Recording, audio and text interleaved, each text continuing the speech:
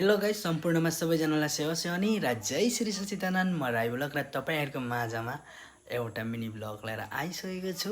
र आज चाहिँ म यति धेरै किन खुसी छु भन्दाखेरि चाहिँ आज चाहिँ मलाई सेवाको अवसर पाएको छु, त्यही लागि यति धेरै खुसी छु।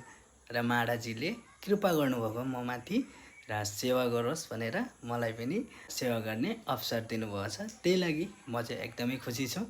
र आज चाहिँ म पूजनीय महात्माजीलाई लिएर गोवामुख जाँदैछु। र गोवामुख किन जाँदैछु भन्दाखेरि चाहिँ गोवामुखमा हामी सेवा कलेक्सन गर्न जाँदैछौँ।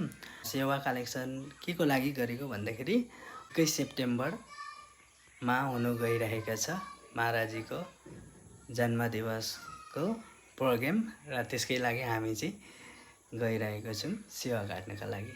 र तपाईँहरू भिडियोमा बनिराख्नुहोस्। र आज महात्माजी र म कता कता जान्छु र सबै तपाईँलाई यो भिडियोमा देख्नु पाउनुहुन्छ।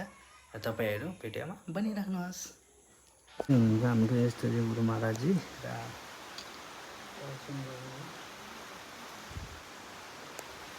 त्यहाँदेखि हामी चाहिँ जानु आँटेको सेवा काट्नुको लागि महात्माजी र म गोगामुख।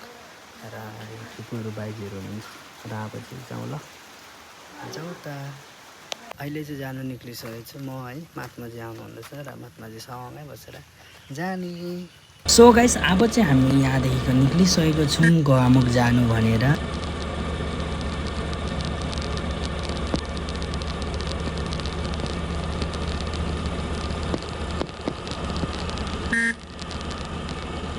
सो गाइस, हामी चाहिँ अहिले वर्तमान ठेक्रागुडीमा आइसकेको छौँ पेर्मीको दोकानमा। यहाँ महात्माजीले सेवा काट्नु हुँदैछ र म चाहिँ यहाँ बसिरहेको छु। र हामी चाहिँ अब यहाँबाट निक्लिएर अब गोगामुखतिर लागेको, महात्माजी पछाडि हुनुहुन्छ र म चाहिँ अगाडि बाटोतिर लागेँ। यो चाहिँ अन्तिम पेर्मीको घर थियो र आज जति पनि गोवामुखमा पेर्मीको घर हुन्थ्यो सबैको घरमा पसिवरी हामीले सेवा कलेक्सन गरेर म चाहिँ बाहिर महात्माजीलाई वेट गरेर बसिरहेको थिएँ। हामी चाहिँ सेवा कलेक्सन गरेर आर्सम रिटर्न आइसकेको छौँ। र तपाईँहरूलाई मेरो भिडियो कस्तो लाग्छ, राम्रो लाग्छ भने चाहिँ लाइक कमेन्ट सेयर गरिदिनुहोस्, मेरो पेजलाई फलो गरिदिनुहोस्। र आजको लागि चाहिँ यति नै हो, बाई बाई।